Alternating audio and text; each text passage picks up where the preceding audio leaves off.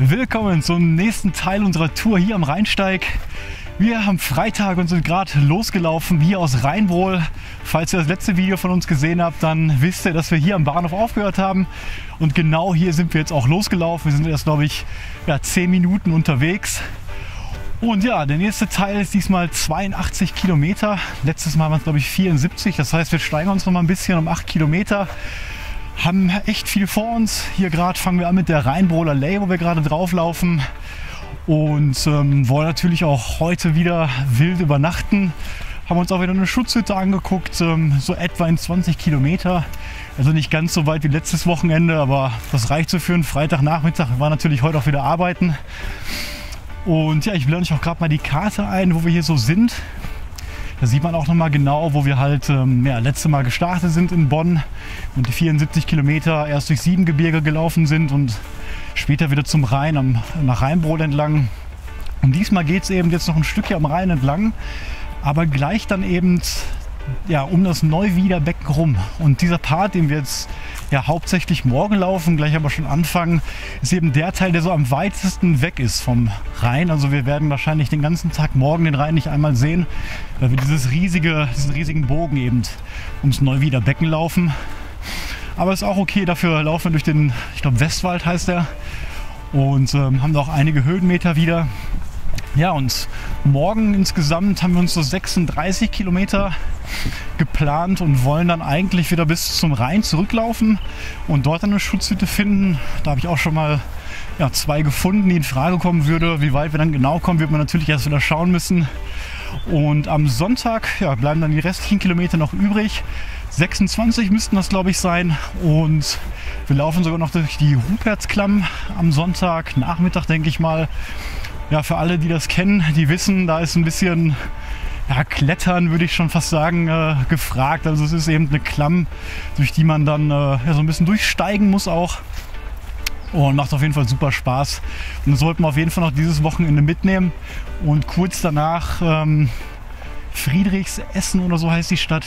Da werden wir dann einkehren und zum Bahnhof gehen und dann wieder nach Rheinbrohl zurückfahren.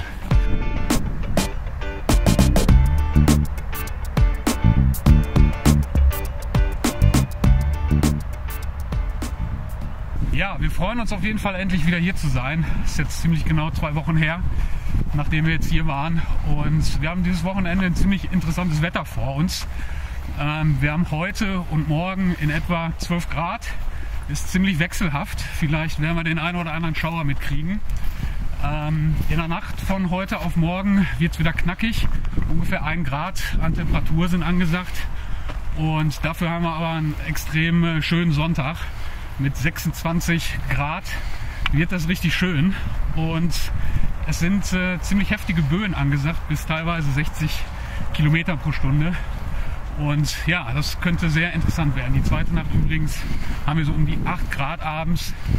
Und da werden wir schauen, was das Wochenende so bringt.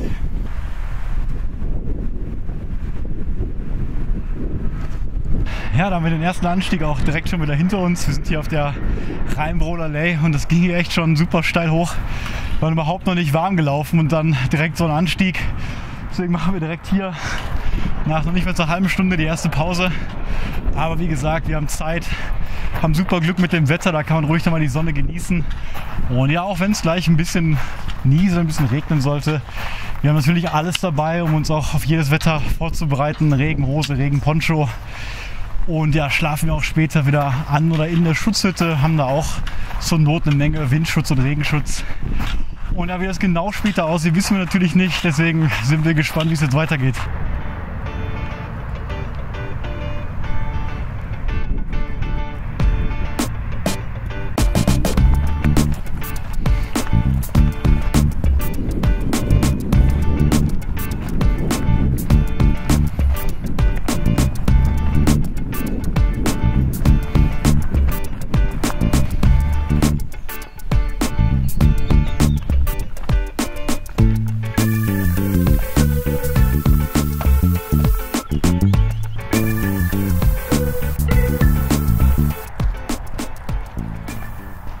man merkt direkt, dass sich in den 2 Wochen, wo wir jetzt nicht hier waren, eine Menge getan hat. Also der Frühling hat nochmal kräftig zugeschlagen.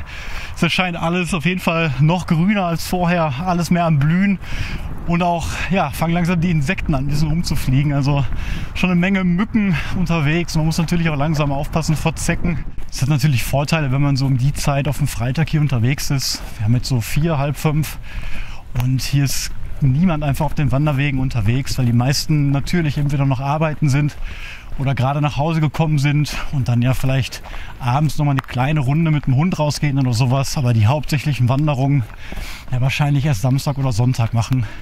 Deswegen müssen wir uns auch keine Gedanken machen, dass wir später an unserem Schlafplatz mit dem Zelt ja irgendwie jemanden stören oder uns noch jemand findet. Auch weil, wie Philipp natürlich gerade sagte, wir heute Nacht ja bis zu 1 Grad fast zum Gefrierpunkt erwarten und dann ja auch keiner so länger irgendwie abends draußen sitzen bleibt.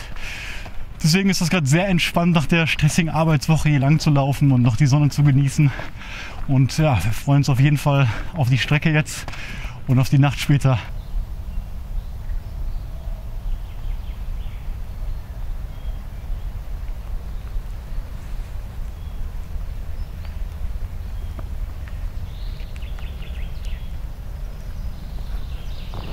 Viertel vor 5 jetzt und gerade den 4. Kilometer angebrochen. Wir befinden uns hier im Rheinbrohler Wald und der ist eben Teil von dem Rhein-Westerwald Naturpark und ja, an den grenzen wir auch die ganze Zeit jetzt übers Wochenende. Also das Neuwieder Becken führt immer so am Rand dieses Naturparks vorbei und ja, da wir am Rand davon sind, haben wir auch immer natürlich gute Aussichten von oben runter auf den Rhein oder aufs Tal. Aber ja, diese unglaubliche Ruhe ist hier echt gerade einzigartig. Also ich glaube, morgen, wie gesagt, werden wir das nicht mehr haben. Das Einzige, was wir hier gerade hören, sind wirklich Vögel und ein bisschen Wind. Kein Auto, keine anderen Leute. Sehr entspannt gerade.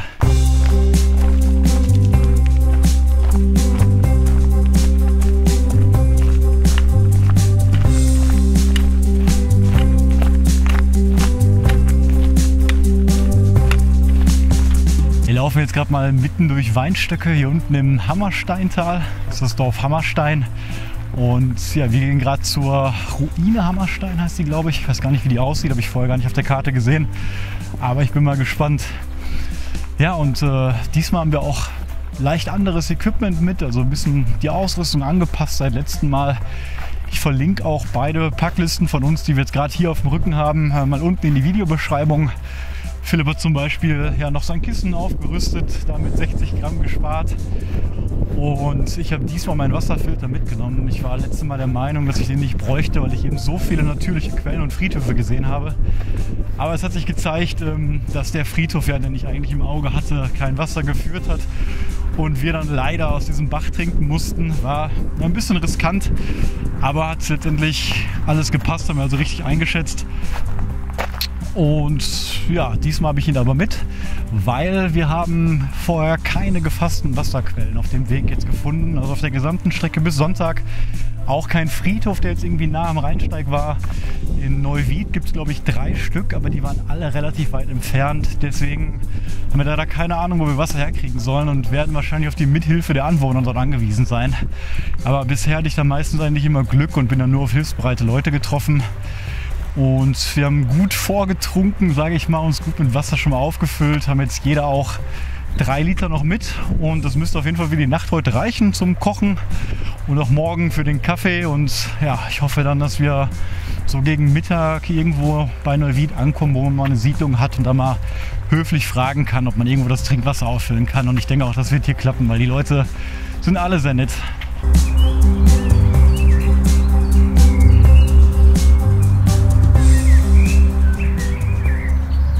5:30 und Zeit für die erste Pause. Haben wir das Hammersteintal jetzt hinter uns gelassen mit einem ziemlich kräftigen Anstieg mal wieder. Also beim Rheinsteig ist es wirklich so, sobald man hochgeht, dauert es nicht lange, bis man wieder runter geht. Aber daran muss man sich einfach gewöhnen.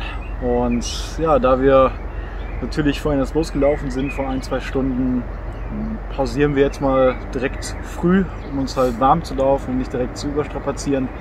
Und genau wie am letzten Wochenende starten wir deswegen auch heute nur mit 20 Kilometer, um dann eben morgen für die große Etappe von 36 Kilometern noch ausreichend Kraft zu haben und halt nichts zu sehr zu belasten heute.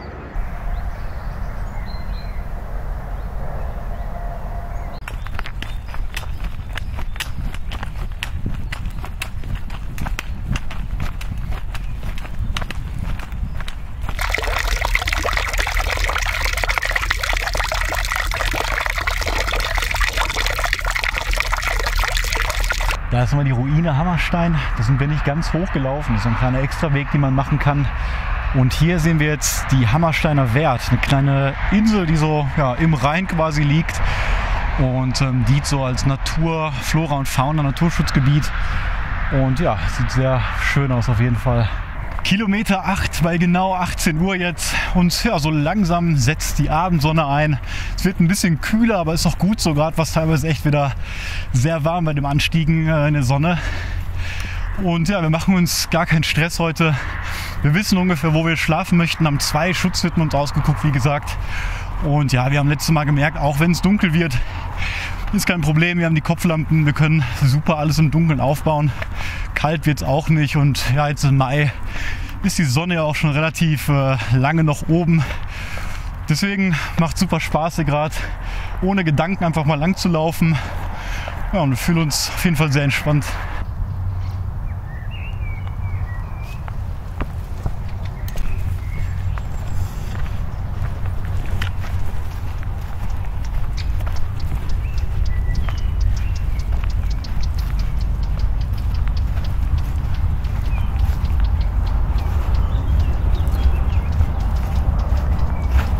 Das war ein ganz schöner Anstieg hier hoch, also bestimmt 1 Kilometer durch die Weinberge, jetzt nur immer in Schlangenlinien bergauf.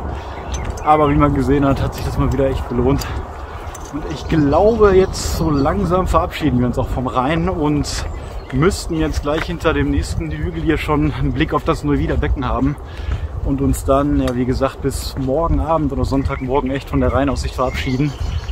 Aber ist auch nicht schlimm, ist mal ein bisschen ländlicher, ein bisschen mehr zum Wald. Wahrscheinlich auch sehr spannend.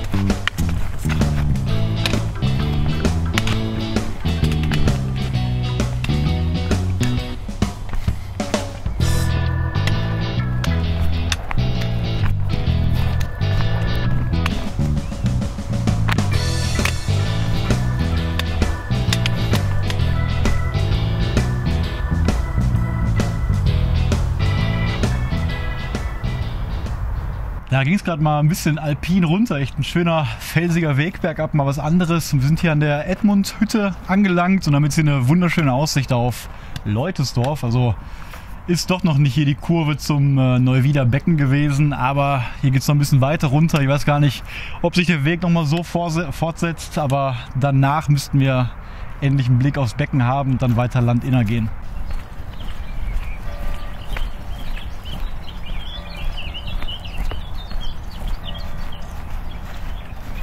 Kilometer 12 und genau 7 Uhr. Und anscheinend müssen wir den ganzen Weg hier nochmal runtergehen nach Leutesdorf, bevor wir wahrscheinlich gleich nochmal da hinten wieder hoch dürfen.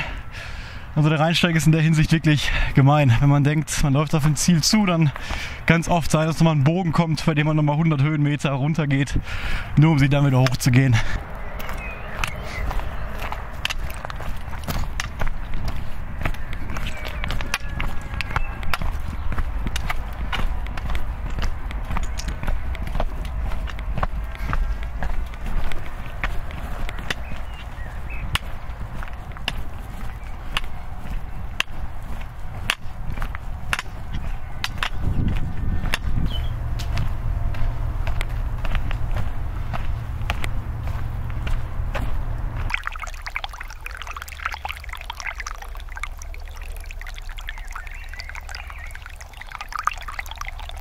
Der Weg ist wirklich so schön hier gerade. Am liebsten würde ich wirklich alles filmen, aber dann würden wir wahrscheinlich nicht mehr vorwärts kommen. Man merkt wirklich, dass wir uns hier langsam den felsig werdenderen Mittelrheintal nähern. Die Täler werden immer schöner und wirklich von Fels und Schiefer durchzogen. Und man hat jedenfalls hier jetzt noch immer diese grandiose Aussicht. Und obwohl wir uns eigentlich ja, ein bisschen beeilen oder ein bisschen schneller laufen, weil wir beide Lust haben, noch ein bisschen im Hellen an der Hütte später zu sitzen und ja, den Sonnenuntergang ein bisschen zu genießen, kommen wir nur sehr schleppend voran, weil wirklich es mal wieder konstant rauf und runter geht. Aber naja, wir haben keine Eile, wir haben immer noch genug Zeit. Jetzt, wenn es dunkel ist, haben wir letztes Mal gesehen, ist das eigentlich kein Problem mit den Schutzhütten. Natürlich ist das nicht so, dass wir das irgendwie reserviert hätten und ich mir die Schutzhütte auch nur vorher auf einer Wanderkarte angeschaut habe.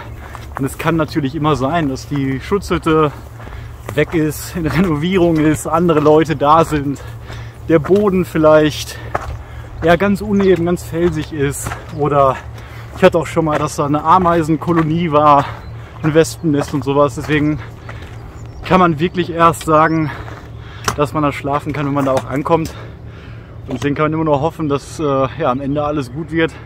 7 Kilometer haben wir jetzt noch und ja, ich denke mal um kurz vor 9 Uhr werden wir dann noch ankommen. 7:45 und 15 Kilometer sind jetzt hier in Gönnersdorf bei Neuwied und hier sieht man jetzt endlich mal das gesamte Neuwieder Becken und vielleicht seht ihr auch hinten da, naja, wo es wieder hochgeht, diese Hügel. Und da laufen wir jetzt eben den kompletten Rand entlang, also immer weiter jetzt erstmal hier hin und dann halt den ganzen Tag lang morgen darum. Und ja, für jetzt heißt das erstmal noch 5 Kilometer und wir genießen hier gerade den letzten Ausblick auf den Rhein, bevor es jetzt erstmal nur in den Wald geht.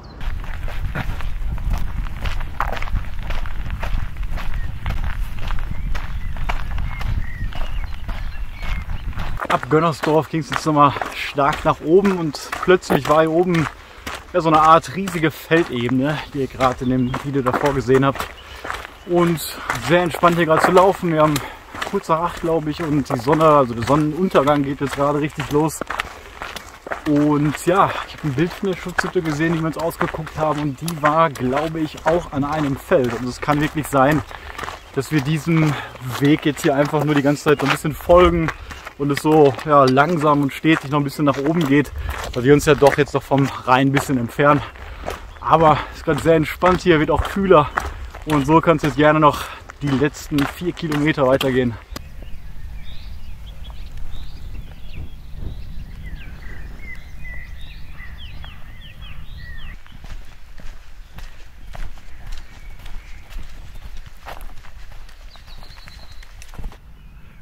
Bei so einer schönen Aussicht, da kann man jetzt nicht Nein sagen jetzt zur letzten Pause. 17,5 Kilometer und ja, ich denke mal eine halbe Stunde noch bis zum Ziel. Die Temperatur nimmt gerade so extrem schnell ab. Also wir hatten ja vorhin 12 Grad plus die Wärme noch von der Sonne und ja, es ist so viel kälter jetzt einfach hier im Schatten geworden, da wo die Sonne gerade untergegangen ist. Gefühlt sind es gerade wahrscheinlich irgendwie 4 oder 5 Grad. Philipp hat auch schon die Jacke angezogen. Ich renne jetzt hier noch gerade in kurze Hose rum. Aber ich will es jetzt bis zur Schutzhütte noch so durchziehen und eigentlich, wenn man sich so bewegt, ist einem auch noch ja, ganz gut warm. Aber die Temperatur wird noch weiter stark abfallen, denn ja, wir haben heute Nacht bis 1 Grad und ich habe natürlich immer nur den Wetterbericht in der nächsten Stadt Neuwied gecheckt, aber da wir ein bisschen höher sind und ein bisschen weiter noch weg, kann es natürlich auch sein, dass wir unter den Gefrierpunkt rutschen. Aber wir sind auf jeden Fall darauf vorbereitet. Mein Schlafequipment geht bis -4 Komfort mit meinem Kilt und meiner Neo Air Isomatte. Und Philips ist ähnlich. Ich glaube bis -1 oder -2 oder so sind auf jeden Fall noch im Komfortbereich.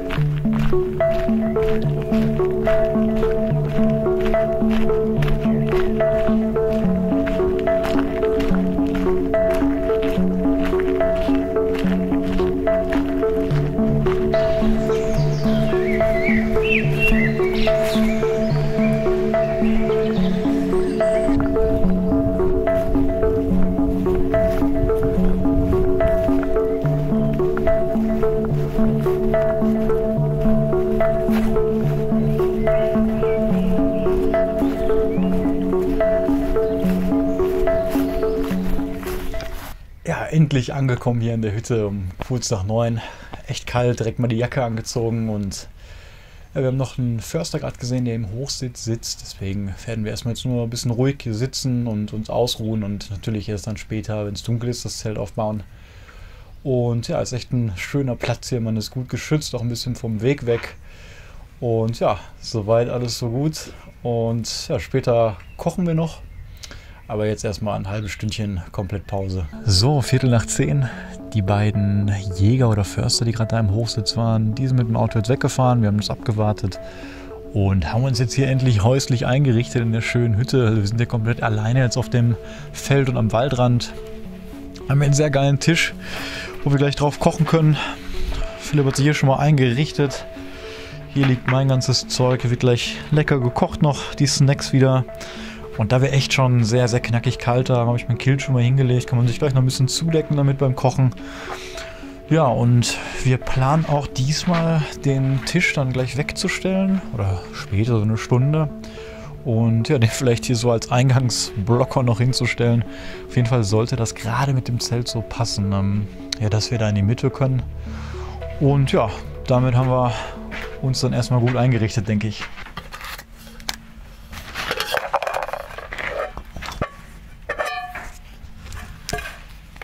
Ja, diesmal haben wir ein bisschen mehr Kaffee sogar mitgebracht.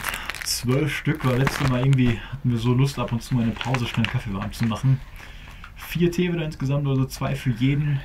Und wieder zweimal Track and Eat. Ich habe die Gemüse-Jambalaya wieder mit, weil die so gut geschmeckt hat. Ich habe hier Waldpilz-Ragout mit Nudeln. Auch sehr geil. Das werden wir noch versuchen gleich. Und jetzt müssen wir erstmal Wasser kochen.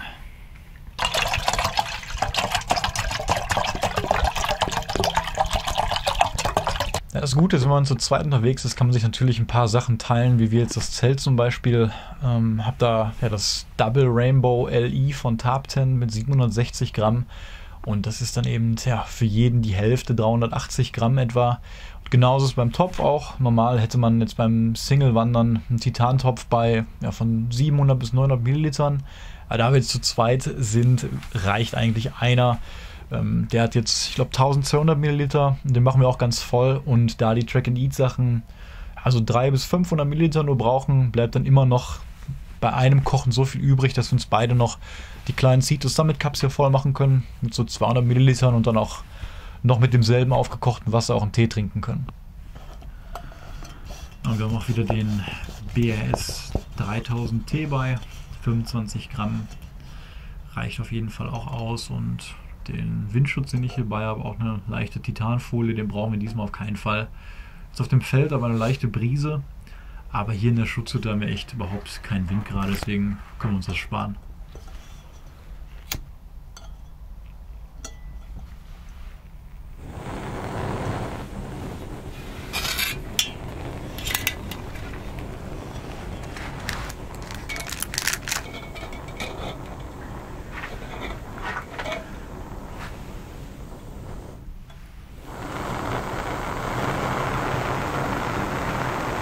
Wie ihr vielleicht gerade gesehen habt, waren diese kleinen Single Trails auch schon sehr zugewuchert mit ja, Gräsern und kleinen Pflanzen links und rechts. Und gerade wenn man so eine kurze Hose wie ich anhat, dann muss man echt jetzt zu der Zeit aufpassen mit den Zecken.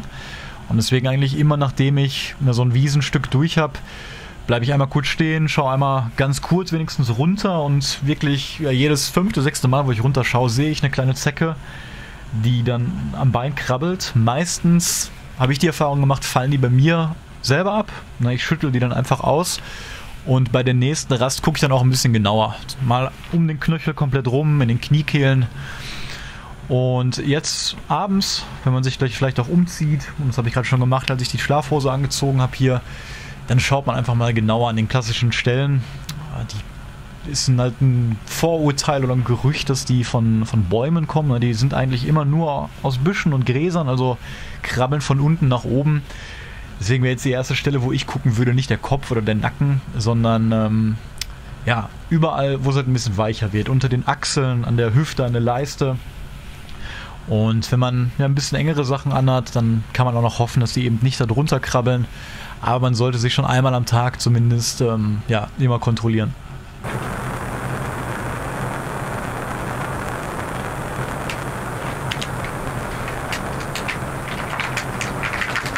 Genau 10 Uhr jetzt, und wenn wir so aus der Hütte jetzt hier rausgucken, dann haben wir auf jeden Fall noch ein leichtes Restlicht, aber ja, vor 2 Wochen auf dem Freitag, da war es auf jeden Fall noch heller. Da hatten wir wirklich Vollmond und eine sehr klare Nacht und ja, es war halt auch Regen angesagt.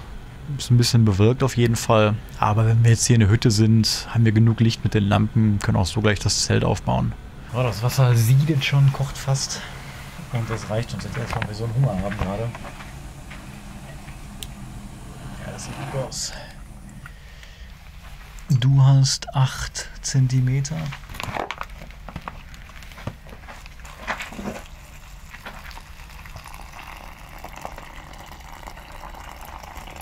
Ein Stück noch. Ja. Und ich habe 9. Ich gucke einfach bei dir ab.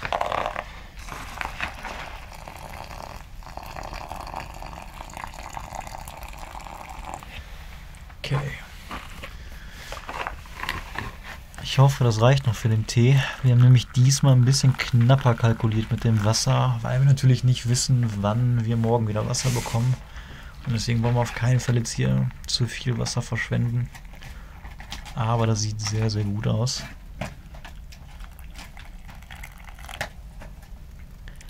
Ja, ein ganz bisschen ist nur übrig geblieben, aber die kippen wir später wieder zurück. Und jetzt muss das Ganze erstmal ein bisschen ziehen. Bei mir 2 Minuten, bei 5 sogar 8. Und ja, dann wird gleich in Ruhe gegessen. So, aufgegessen, war super lecker. Jetzt putzen wir uns auch die Zähne. Dafür haben wir so kleine Zahnputztabletten bei. Die kann man einfach zerbeißen mit Wasser dann im Mund verteilen. Und dann ist das eigentlich wie Zahnpasta. Und dann gleich bauen wir das Zelt auf. Wir haben jetzt so 20 vor 11 und ich denke mal um 11 Uhr wird es so ungefähr fertig sein.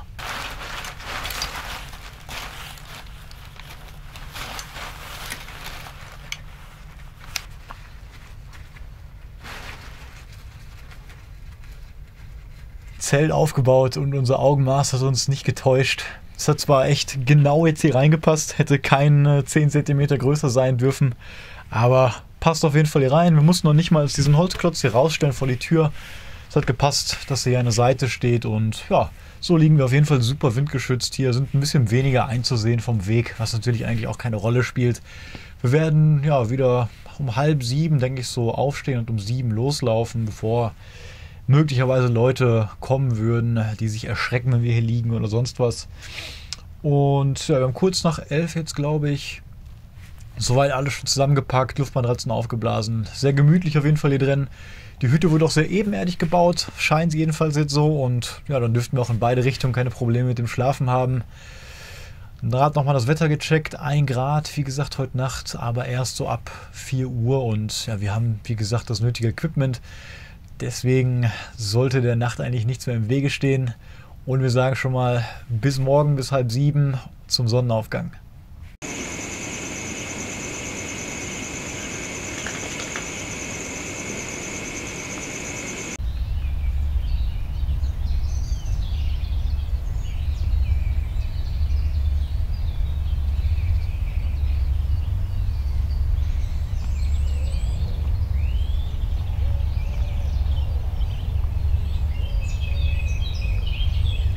Guten Morgen hier am Samstag um kurz vor 7. Wir haben wunderbar geschlafen. Die Nacht war sehr, sehr kalt. Wir haben jetzt auch gerade ungefähr den kältesten Punkt der Nacht. 0,8 Grad sagt das Thermometer. Und wir sind noch beide einmal so gegen 4:30, 5 Uhr wach geworden. War schon leicht hell. Und ja, da hat man schon gemerkt, wie kalt es ist. Wir mussten nochmal den Schlafsack nochmal ordentlich zuziehen, beziehungsweise den Kilt. Und ja, nochmal richtig hinlegen. Dann ging es aber auch, eigentlich haben wir ohne Störungen geschlafen. Irgendwie kurz nach 12 gestern kamen ja 4 Schüsse aus dem Wald, aber relativ weit weg und auch gleichmäßig. Also keine Ahnung, was das war. War aber auch nicht schlimm. Und jetzt haben wir das große Glück, hier direkt schon mit dem Sonnenlicht aufwachen zu können. Also die Sonne hat gerade tatsächlich schon aufs Zelt geschienen, direkt als wir wach geworden sind. Und ja, jetzt müssen wir erstmal ein bisschen warm werden. Haben beschlossen, hier auch noch direkt einen Kaffee zu kochen. Und ja, da müssen wir uns auf jeden Fall warm laufen, denn es ist noch ordentlich kalt. Um 7 Uhr sind erst 2 Grad angesagt und dann geht es so langsam hoch, also 2 Grad pro Stunde etwa. Insgesamt wird es ja heute auch wärmer als gestern. Und die Nacht morgen wird sogar 11 Grad, also da werden wir überhaupt keine Probleme mit der Kälte haben. Soweit haben wir schon das Zelt abgebaut, also alle Spuren wieder verwischt, den Tisch umgestellt. Und ja, jetzt die Zähne geputzt und Kaffee gekocht und dann geht's gleich los.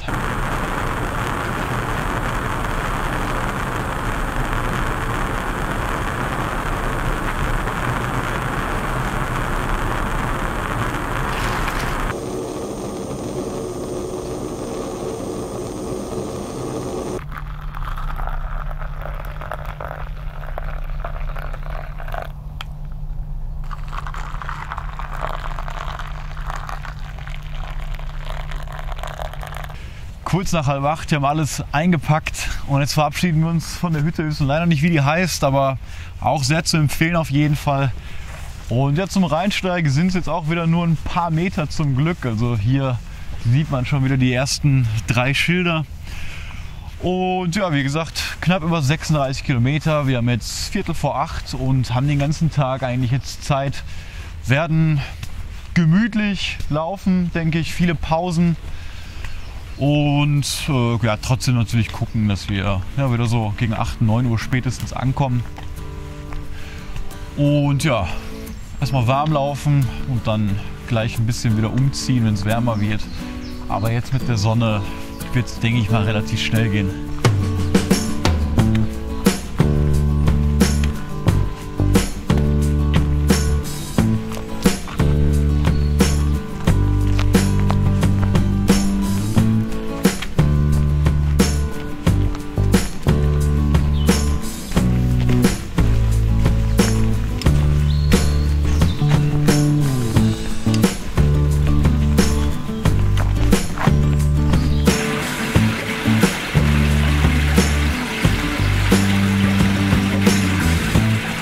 Wunderschön hier gerade dieses kurze Waldstück bei der Morgenruhe. Wir laufen jetzt langsam Richtung Altwied und ja, kurz danach machen wir so den Schlenker, wo wir ja ganz langsam aber wieder zurück zum Rhein laufen, durch Neuwied dann durch, am Neuwieder Zoo auch später vorbei. Und ja, ich denke mal, so irgendwann nach Altwied müssen wir dann mal schauen, wo wir an Wasser kommen. Wir haben jetzt beide noch knapp über 1 Liter übrig, würde ich sagen. Also natürlich kommen wir jetzt erstmal noch ein bisschen hin. Aber man will ja auch immer eine kleine Notreserve auf jeden Fall haben. Aber mal schauen, ich denke mal, dass wir da keine Probleme haben werden.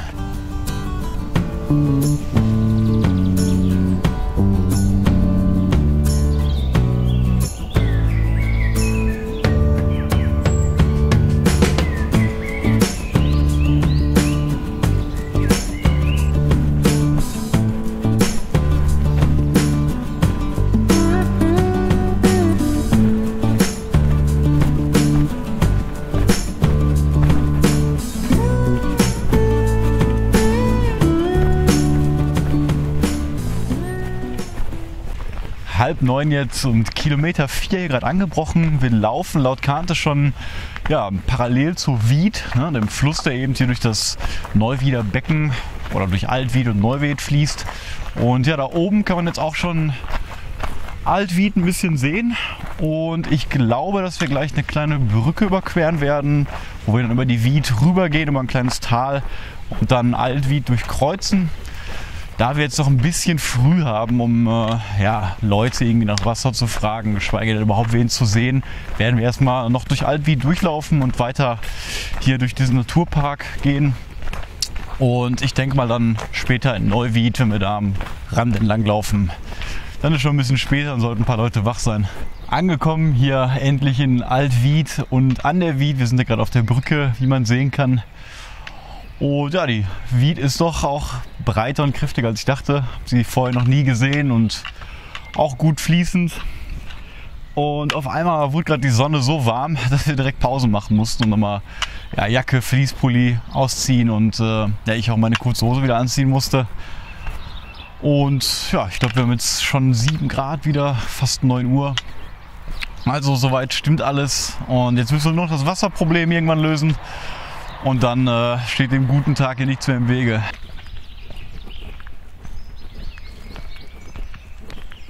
Ja, da haben wir ziemlich Glück, denn wir sind hier genau an der Burg auf den Friedhof gestoßen mit super klarem Leitungswasser hier aus dem Brunnen. Und da können wir natürlich jetzt super mal alles auffüllen.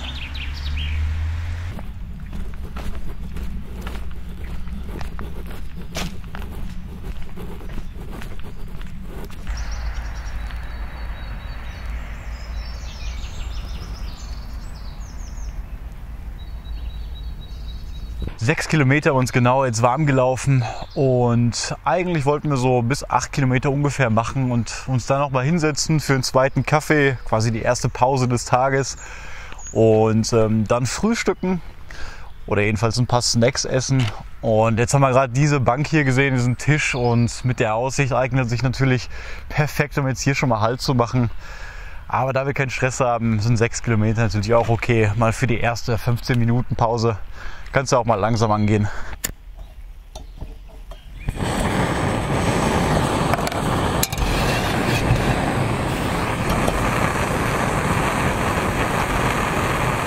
Uhr genau, saßen jetzt hier, ja, ich glaube eine halbe Stunde oder sowas, richtig entspannt, Kaffee getrunken, nur ein bisschen gequatscht, und ja, leider ist die Sonne in der Zwischenzeit weggegangen, aber ja, immer noch ausreichend warm auf jeden Fall, und jetzt geht's weiter.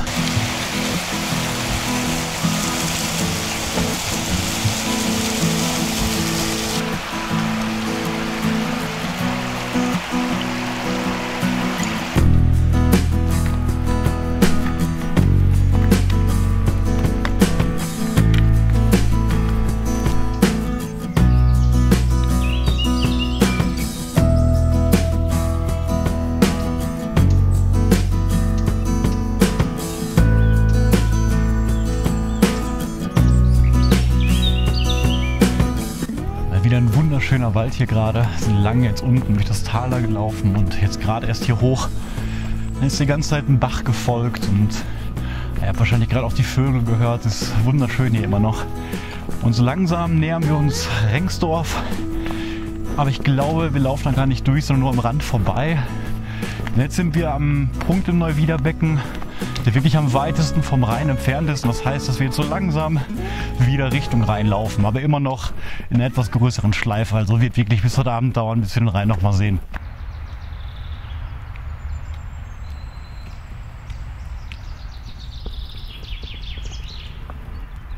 So, endlich mal wieder raus aus dem Wald, und wir sind hier oben auf der Lichtung jetzt angekommen, und von hier ja, sieht man endlich mal das Neuwiederbecken richtig gut. Wir sind hier, wie gesagt, in der Nähe der Spitze, also dem Punkt, der am weitesten weg ist. Und ja, soweit geht es uns auch eigentlich ganz gut. Die Etappe heute ist bisher einfacher als die gestern, oder auch, würden wir sagen, die von letztes Wochenende. Es ging zwar jetzt gerade sehr steil hoch, aber davor war es sehr lange flach und ja auch nicht so ganz steil, immer von den An- und Abstiegen. Und ja, soweit sind wir fit. Wir haben ja auch gut geschlafen.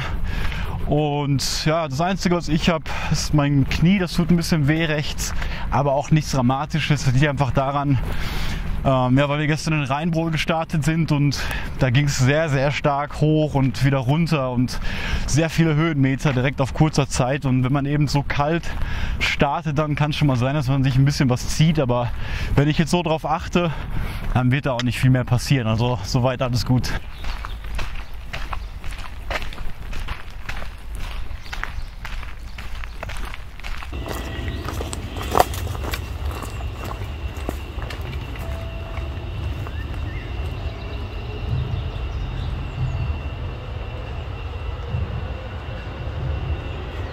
Uhr 11 und genau 11 Kilometer gelaufen. Wir sind doch durch Rengsdorf gelaufen.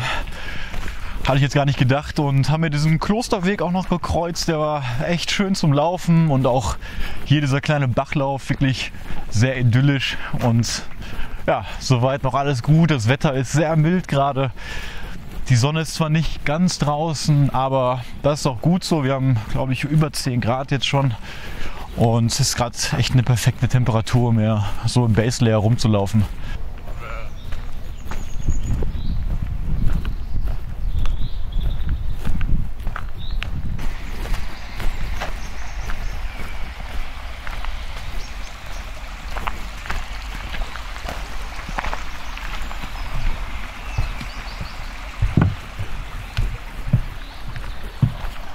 Manchmal hat man so Phasen, da läuft man und irgendwie geht die Zeit total schnell rum, weil man ja nicht wirklich in Gedanken ist, sondern einfach irgendwie so unterbewusst präsent ist, automatisch läuft.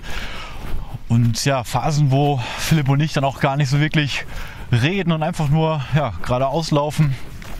Und dann gibt es natürlich auch Phasen, wo man irgendwie am liebsten ja, die ganze Zeit filmen möchte, reden möchte. Und jetzt gerade hatten wir auf jeden Fall ein Stück, wo wir sehr gut vorankamen, wo ich auch wenig gefilmt habe. Aber ist natürlich auch okay.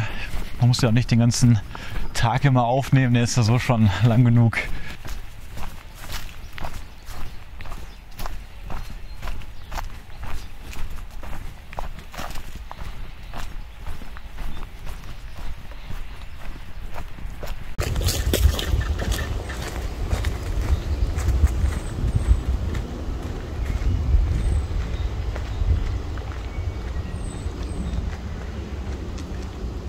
Der Weg jetzt hier gerade von Rengsdorf wieder mehr Richtung Neuwied und dem Rhein allgemein geht einfach gerade nur geradeaus und das auch schon seit 2-3 Kilometern, glaube ich.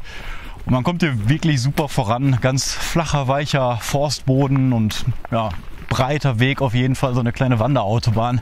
Deswegen kommen wir gerade sehr, sehr gut voran. Und langsam merkt man auch, dass der Wind immer wärmer wird.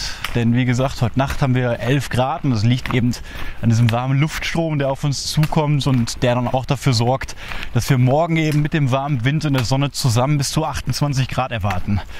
Mal gucken, ob es dann nicht schon zu warm für uns wird.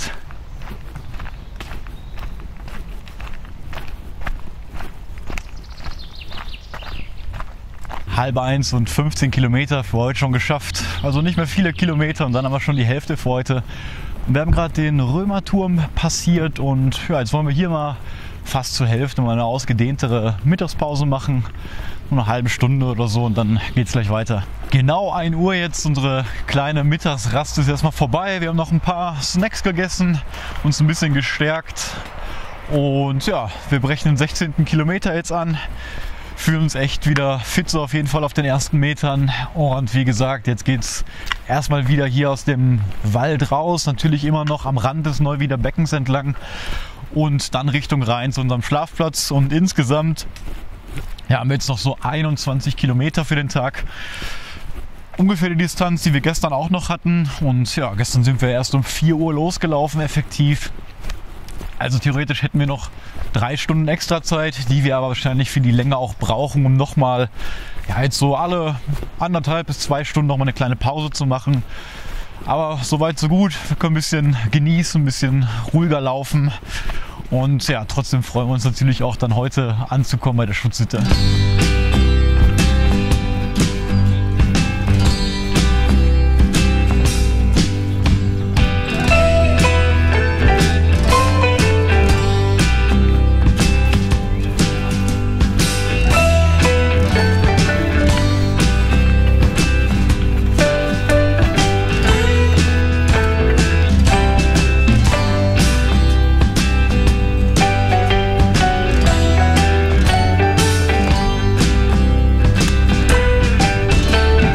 Heute hatte ich mir 2 Schutzhütten mal so ein bisschen näher angeguckt. Die erste, wie gesagt, ist nach 36 Kilometer und ich hatte ein Foto von ihr gesehen. Da sah es so aus, dass sie nur eine Wand wirklich hat und von den anderen 3 komplett offen ist. Das stört uns natürlich jetzt nicht so viel, weil wir trotzdem noch im Zelt sind und obwohl es heute Nacht und morgen früh so stürmisch wird, sind wir dann eigentlich super windgeschützt. Vor allem wird es ja auch so warm heute Nacht, deswegen müssen wir uns da eigentlich keine Sorgen wegen Kälte machen. Die andere Schutzhütte, die ist bei Kilometer 31 und die könnten wir anpeilen, falls ja, die Etappe gleich doch noch viel schwerer wird, als sie jetzt ist, aber das sieht momentan nicht danach aus und würden dann da eben Rast machen und morgen die 5 Kilometer extra machen.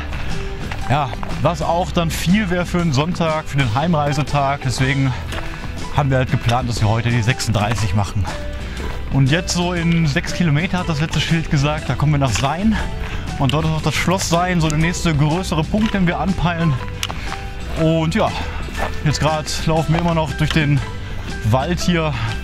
Ist nichts Besonderes, sage ich mal so, aber immer noch trotzdem schön, weil wir hier fast die einzigen sind. Ein paar Wanderer haben wir gerade getroffen, aber ja, ist ruhig.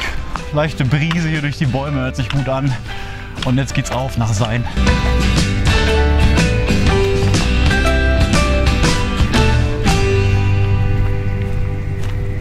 Sind wir gerade aus dem Wald rausgekommen und merken jetzt erstmal hier auf dem Feld, dass es so langsam angefangen hat zu regnen. Und auch der Wind wird ein bisschen stärker, aber das ist völlig okay. Angesagt war übers Wochenende noch immer ein bisschen mehr Regen. Und ja, das ist der erste kleine Schauer und ich glaube auch nicht, dass der lange hält oder schlimmer werden wird. Der Himmel sieht jetzt eigentlich noch relativ hell aus, von daher passt das soweit. Und ich glaube, bis Sayn haben wir jetzt auch erstmal nur noch 3 Kilometer, ich weiß gar nicht genau. Mal schauen.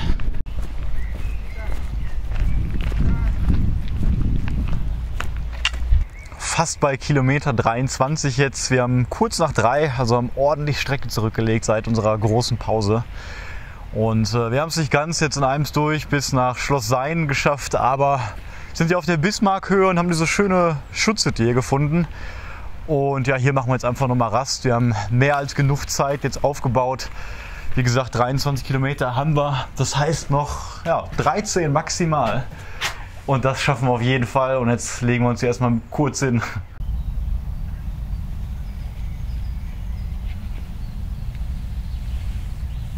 So, weiter geht's. Das war eine gute Pause, frisch gestärkt und regnen tut es gerade auch nicht mehr. Und jetzt erstmal weiter bis Schloss Sayn.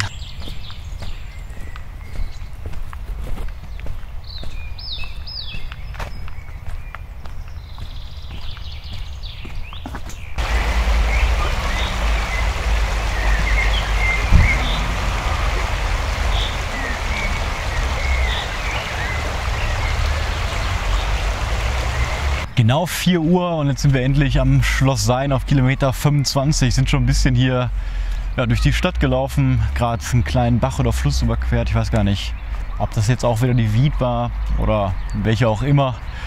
Ja, auf jeden Fall laufen wir jetzt hier noch weiter durch und haben dann jetzt noch 11 Kilometer, was überschaubar ist für die Uhrzeit.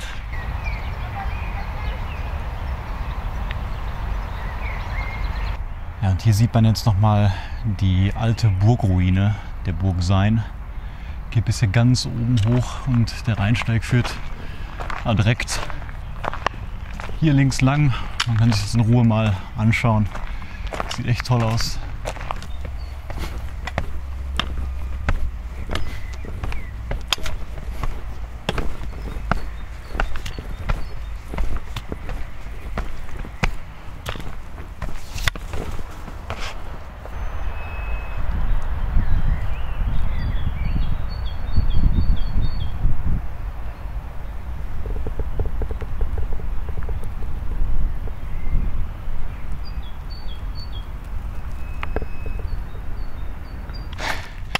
Ganz böser Anstieg hier gerade nach der Burg. Jetzt so ein paar Trampelpfade über auch ein paar Mountainbike-Wege durch den Wald und jetzt folgt hier ein echt langer Asphaltweg und die Steigung ist echt böse.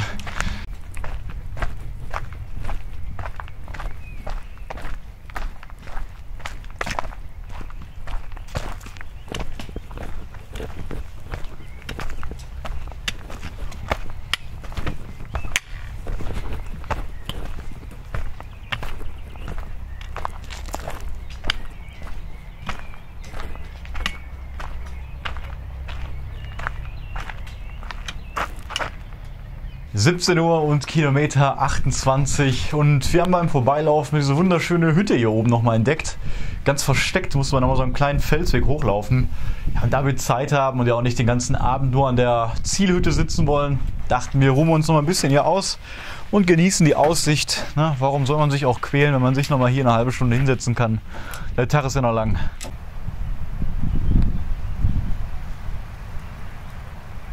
Ja, wir lagen eine Dreiviertelstunde da jetzt ein bisschen auf der Bank rum, noch mal ein paar Snacks gegessen und jetzt haben wir genau 18 Uhr. Die Kirche da unten hat gerade geläutet und jetzt machen wir uns auf dem Weg auf die letzten 9 Kilometer bis zur geplanten Schutzhütte. Und auch wenn wir jetzt ein bisschen langsamer laufen, ist natürlich auch langsam ein bisschen erschöpfter, müssten wir früher als gestern ankommen. Also wahrscheinlich kurz vor 9. Und ja, haben dann noch genug Zeit, um uns noch einen netten Abend da zu machen.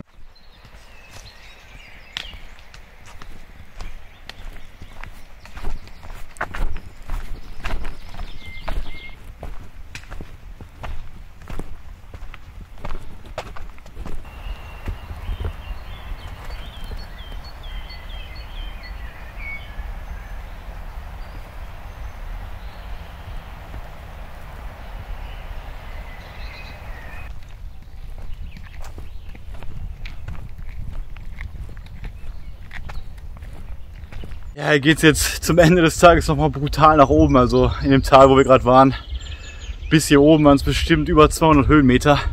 Und im Hintergrund hoffe ich, könnt ihr noch den anderen Römerturm sehen, der zweite heute.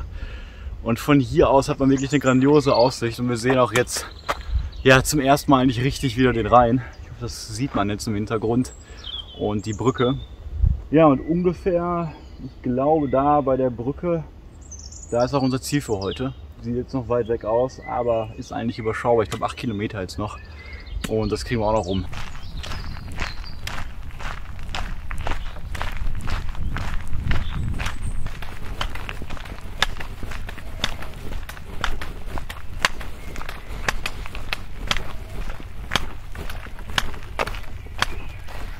Vor 7 und noch genau 6 Kilometer. Und ja, wir kamen jetzt gerade aus dem Wald raus und es sieht tatsächlich so aus, als ob wir jetzt nur noch gerade nach unten gehen, also das Gröbste hinter uns haben. Das würde uns beide jetzt sehr freuen, wenn es nur noch mehr geradeaus gehen würde. Und ja, wir sehen auf jeden Fall unser Ziel, worauf wir hinlaufen. Da hinten ist der Rhein und da sieht man vielleicht eine Brücke und dahinter ist die Stadt Wallenda. Und ja, kurz davor ist die geplante Schutzhütte. Und ja, wie man sieht, geht der Weg echt jetzt schön gerade bergab und wir hoffen, dass es so bleibt. 7 Uhr, die Glocken läuten gerade und wir haben Kilometer 31 hinter uns und ja, 5 Kilometer. Und jetzt haben wir gerade hier so eine urige Schutzhütte entdeckt, die sogar ja, ein bisschen dekoriert ist, ne, wo eine Tischdecke liegt und die Bänke auch bezogen sind und ein paar Bilder da hängen. Und das sieht so gemütlich aus, dass wir hier nochmal eine kurze Pause machen.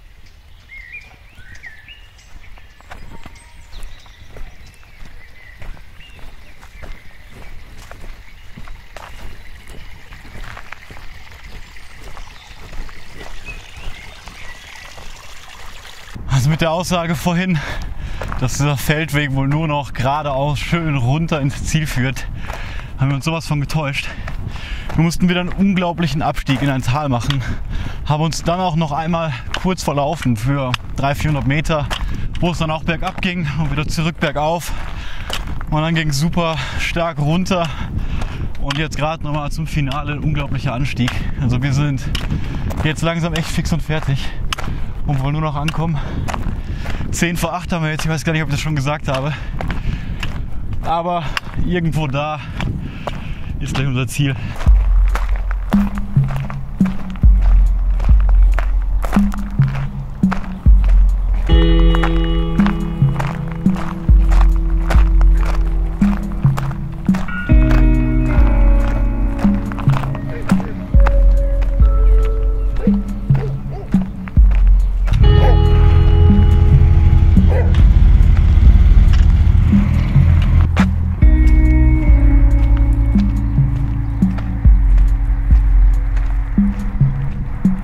Ja, das ist ja noch nicht die finale Hütte, aber wir brauchten jetzt echt nochmal eine Pause.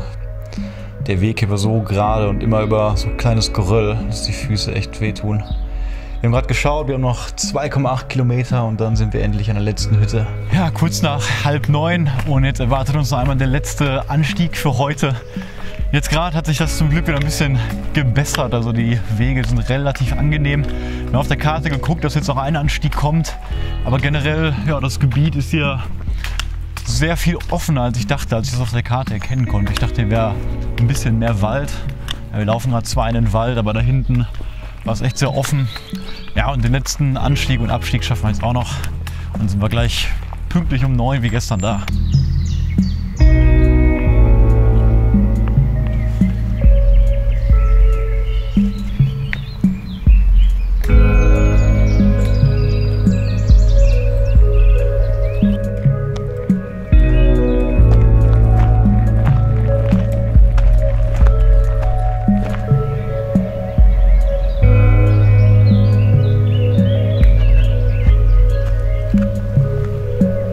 Abstecher hier hoch auf den Hügel hat sich doch noch mal gelohnt. Ja, war so eine Art Gasthof, glaube ich. Und da gab es noch eine offene Herrentoilette, wo wir noch mal beide in Ruhe auf Toilette gehen konnten, noch mal das Wasser komplett auffüllen konnten. Und so haben wir auf jeden Fall dann morgen auch erstmal wahrscheinlich für den ganzen Tag noch genug Wasser. Es wird ja auch so heiß morgen, deswegen müssen wir uns da keine Sorgen schon mal machen. Und jetzt geht's den letzten Abstieg endlich runter.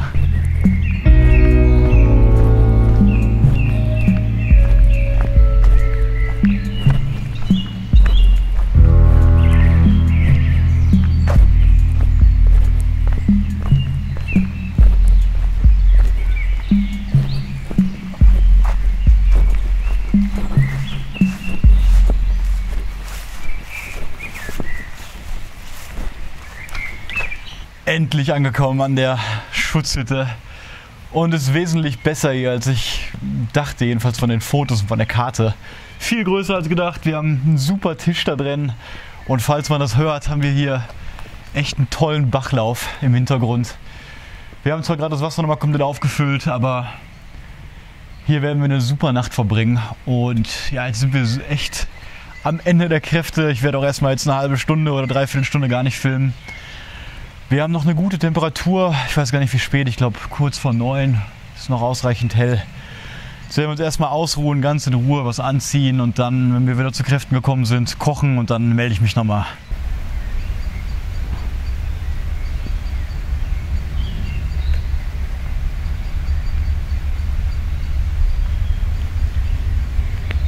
(9:40 Uhr) und jetzt haben wir uns schon mal ein bisschen ausgeruht, lange Hose angezogen, wird schon kühler, ich glaube wir haben 10 Grad, aber trotzdem noch. Und ja, haben uns hier ein bisschen eingerichtet, die Kopflampe nach oben an die Decke gemacht, so haben wir ein bisschen Licht. Philipp hat sich da schon mal ein bisschen hingelegt, ein bisschen am Ausruhen. Und jetzt kochen wir uns noch den Tee und wieder unsere Track-and-Eat-Nahrung. Und ja, haben schon mal alles durchgelüftet, was wir an Kleidung haben, sieht man jetzt bei dem Licht nicht mehr. Aber ja, wir werden jetzt in Ruhe noch essen und dann in Ruhe das Zelt aufbauen. Und ich denke dann so gegen 11 werden wir dann effektiv schlafen.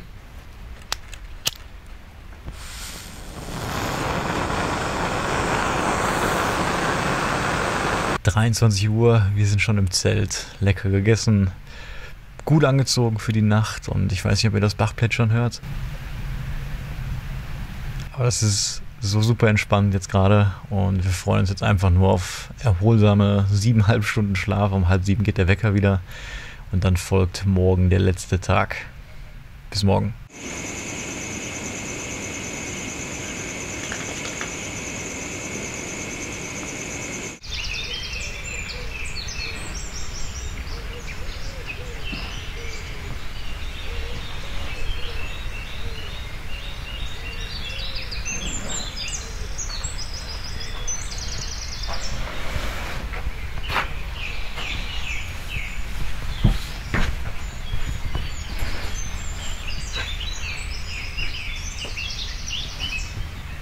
Guten Morgen, hier um 6:50 am Sonntag in unserem Schlafplatz.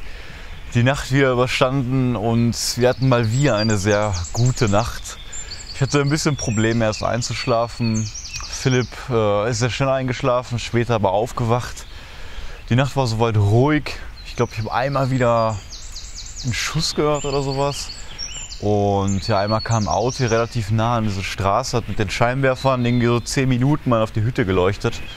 Aber wir haben gesehen, dass da hinten ein Parkplatz war. Wahrscheinlich waren das noch irgendwelche Leute, die da ja, sich ein bisschen aufgehalten haben. Soweit war die Nacht doch mal wieder ein bisschen kälter, als wir dachten. Das kann aber auch daran liegen, ja, dass wir hier in einem Tal an dem Bach sind. Und ja, immer wenn man an Gewässern schläft, dann kann man, wenn man ein bisschen sich darüber befindet, auf jeden Fall mit Kondensation rechnen im Zelt. Die hatten wir auch, aber ja, alles unproblematisch. Heute Morgen wurde es ein bisschen kälter, sodass wir uns da wirklich komplett wieder einpacken mussten. Aber dafür wird es ja, heute richtig warm, wie gesagt. Und jetzt um 7 Uhr merkt man das auch schon, dass es deutlich wärmer ist als gestern. Und ich glaube, um 10 Uhr ist es schon deutlich wärmer als am höchsten Punkt gestern. Und ja, insgesamt dann 26 Grad. Das wird auf jeden Fall T-Shirt-Wetter. Und jetzt machen wir uns erstmal einen Kaffee noch hier in Ruhe. Wir haben uns ein bisschen auf. Und dann geht es gleich weiter zur letzten Etappe heute.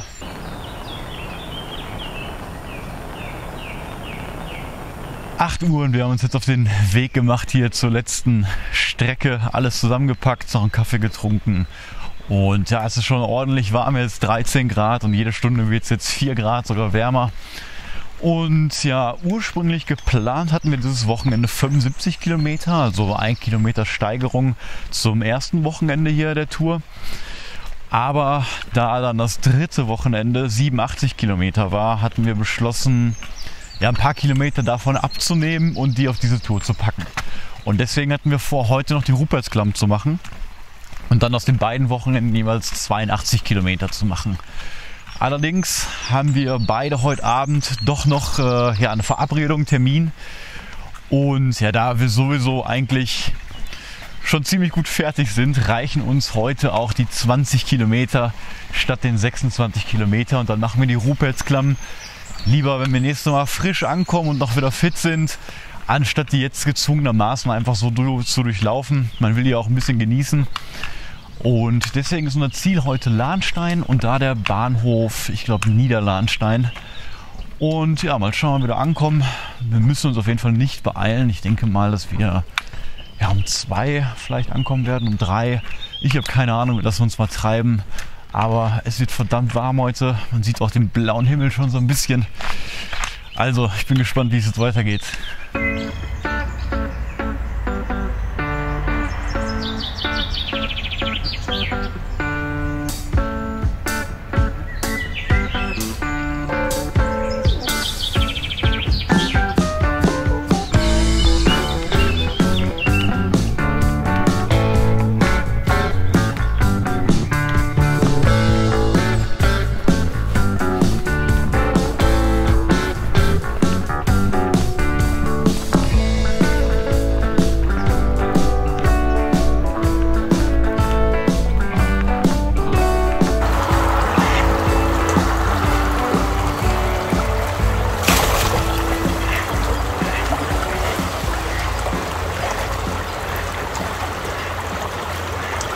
Ja, wir laufen hier durch das kleine Örtchen Wallenda und Sonntagmorgen um die Zeit ist natürlich hier gar nichts los. Und das war echt schön, bei der Ruhe jetzt mit den Sonnenstrahlen durchzulaufen. Und ich glaube, jetzt so langsam verlassen wir das, Wallenda liegt in so einer Art Tal hier, würde ich mal sagen. Ich weiß gar nicht genau, wo der Rhein jetzt ist von uns aus gesehen. Aber ich glaube, dass wir gleich wieder relativ parallel am Rhein Richtung Lahnstein laufen werden. Und dann hoffe ich natürlich, dass wir ihn auch gleich mal wieder sehen werden.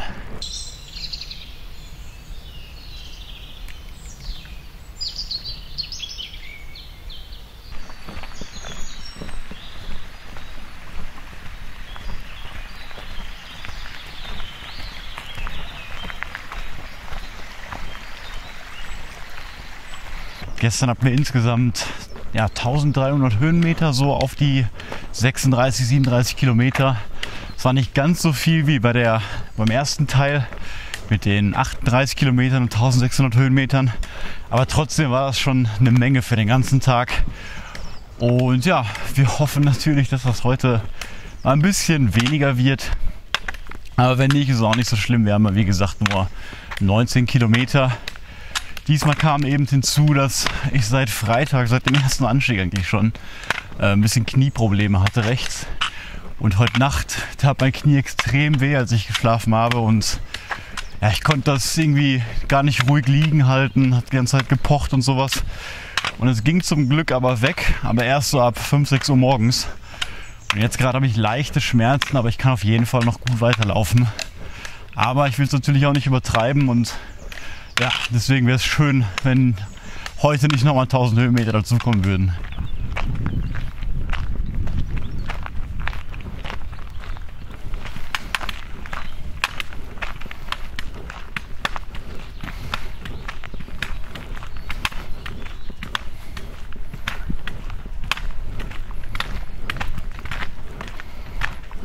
Um 9:30 Uhr und wir kommen besser voran insgesamt als gedacht. Also unsere Körper haben sich doch sehr gut regeneriert wieder über die Nacht. Also sollte das kein Problem sein heute. Und wir haben es schon so warm. In den 1,5 Stunden ist die Temperatur so unglaublich in die Höhe geschossen. Und jetzt hier in der Sonne ist es fast schon zu warm, denn eigentlich genau wie angesagt war zumindest die Temperatur. Aber der starke Wind, der fehlt einfach komplett. Und dadurch ist es echt so eine Art Sauna-Feeling hier gerade berghoch. 7 Kilometer haben wir schon hinter uns. Ging relativ gut, ein paar Höhenmeter. Und jetzt haben wir diese schöne Bank hier entdeckt und sehen auch erst einmal wieder gut den Rhein. Und hier werden wir jetzt den zweiten Kaffee für heute trinken, schon mal ein bisschen ausruhen. Und dann haben wir noch 12 bis 13 Kilometer. Genug gestärkt, wir haben 10 nach 10 und wir haben gerade mal geschaut, wann der Zug immer kommt am Bahnhof, den wir jetzt anpeilen in Lahnstein. Und der kommt immer um voll. Und ja, da wir jetzt noch 13 Kilometer haben, versuchen wir jetzt einfach mal bis 13 Uhr da zu sein. Also in 2 Stunden 50 Minuten. Und das wäre je nach Höhenmeter, die jetzt noch kommen, relativ sportlich. Wenn die Strecke jetzt aber sehr schön wird, sodass wir uns echt nochmal richtig Zeit nehmen wollen oder sehr schwer, dann nehmen wir einfach den Zug um 14 Uhr.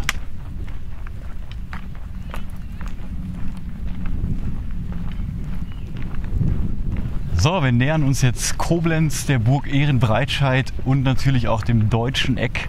Die Ecke, wo eben die Mosel und der Rhein aufeinandertreffen und wo auch in der Nähe der Moselsteig beginnt, den wir übrigens auch in naher Zukunft noch machen wollen. Und ja, ich glaube, da hinten sieht man jetzt schon Umrisse der Burg. Ich war selber noch nie. Aber mal schauen. Traumhaftes Wetter hier oben gerade und deswegen ist es auch eine Menge los. Die Leute wachen natürlich gerade auf und wollen auch direkt an die Sonne. Ist ja auch verständlich. Und wir schauen uns das jetzt mal an.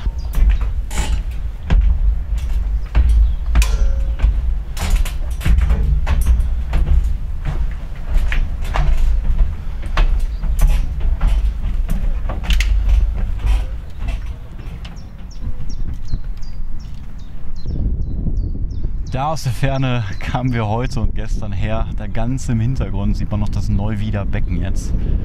Und wenn man jetzt nach links schaut, dann kommen wir auch hier zum deutschen Eck. Das sieht man hier sehr gut. Rechts die Mosel weiter und links der Rhein. Und dort hinten die Burg, wo wir jetzt weiter lang gehen.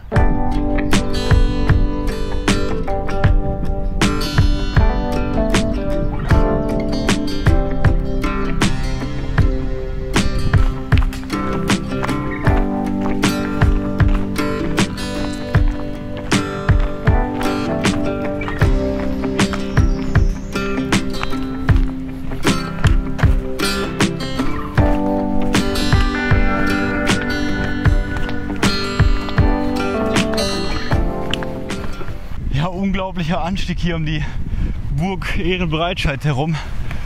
Also der Trail war total verwuchert. Man konnte nicht mehr sehen, wo er lang geht. Daneben ging super steil runter und super bergauf. Also bis jetzt auf jeden Fall die schwierigste Passage vom gesamten Rheinsteig, würde ich sagen. Und mal gucken, wie es jetzt weitergeht.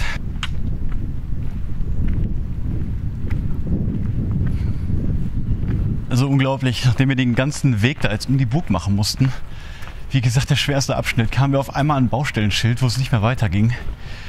Und dann sind wir durch die Baustelle, weil dass wir zurückgehen war echt keine Option. Und dann haben wir gesehen, warum die Baustelle da war. Nämlich die ganze Zugbrücke war einfach komplett weg. Und wir hatten zwei Optionen, entweder den ganzen Weg zurück oder ja, einen Balanceakt über eine Mauer machen, die da war. Dann sind wir wirklich am Burggraben vorbei, dort drüber balanciert. Ich habe auf keinen Fall jetzt gefilmt. Da war auch noch ein anderes Wanderpärchen, was dasselbe Problem hatte, aber denen war es jetzt zu riskant und ja, die sind den ganzen Weg zurückgelaufen oder laufen den gerade zurück. Also Wahnsinn, da habe ich jetzt auch nicht gefilmt. Erstmal wieder ein bisschen runterkommen, war echt eine heikle Angelegenheit.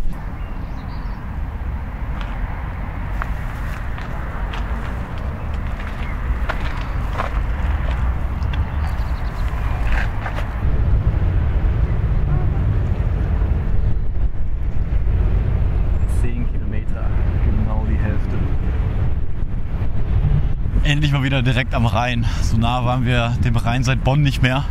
Mal gucken, wie lange wir jetzt hier noch langlaufen. Wie gesagt, gerade knapp unter 10 Kilometer jetzt noch. Wir haben kurz nach 11. Ja, also durch diese ganzen Strapazen gerade schaffen wir wahrscheinlich es nicht mehr um 1 Uhr da zu sein. Und wollen wir auch gar nicht, weil es gerade so schön hier ist. Deswegen ja, peilen wir jetzt mal 14 Uhr an und machen ganz in Ruhe.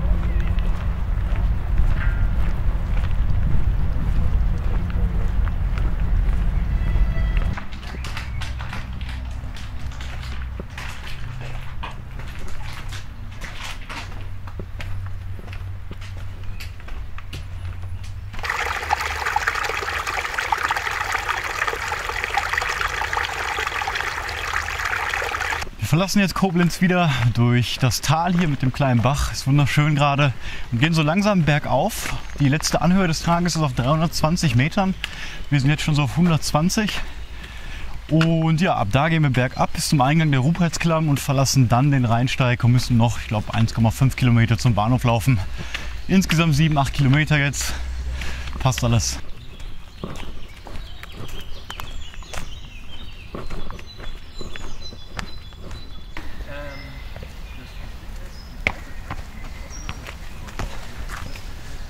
Ja, ich glaube, wir sind jetzt fast oben angekommen. Ich kann es ganz schlecht einschätzen. Wir sind auf jeden Fall aus dem Wald raus und da geht es noch so ein bisschen jetzt hoch. Aber gerade auf diesem Feld ist die Sonne so am Brennen. Hier ist auch nicht so viel Wind. Und wenn man echt sich an die Wintertemperaturen gewöhnt hat und an die Nachttemperaturen von um den Gefrierpunkt, dann erscheinen einem jetzt die 26 Grad wirklich wie 40 Grad in der Wüste. Also es dauert natürlich ja immer, je nach Saison, dass man sich da wieder ein bisschen dran gewöhnt. Und heute werden wir uns ordentlich dran gewöhnen.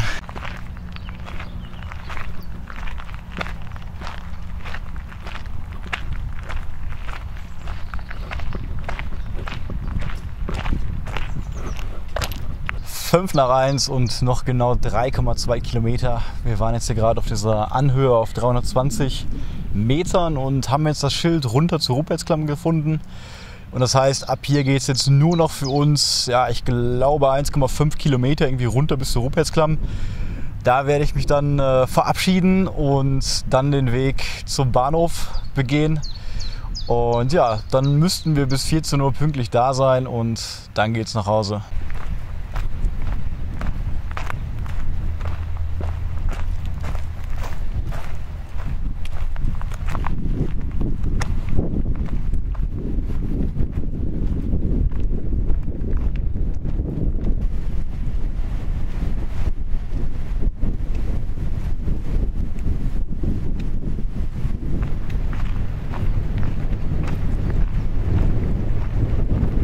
Endlich geschafft. Wir haben gerade den Rheinsteig verlassen, da vorne vor 50 Metern, wo es dann hochgeht, erst zur Schutz der Rupertsklamm und dann in die Rupertsklamm rein. Und jetzt laufen wir, wie gesagt, die 1,9 Kilometer runter hier weiter zum Bahnhof. Und dann reicht auch für dieses Wochenende, also 75 Kilometer, war mal wieder eine sehr gute Strecke, haben aber auch ordentlich Lust, dann weiterzumachen mit der Rupertsklamm und unserer dritten Etappe. Nächste Mal eigentlich 87 Kilometer.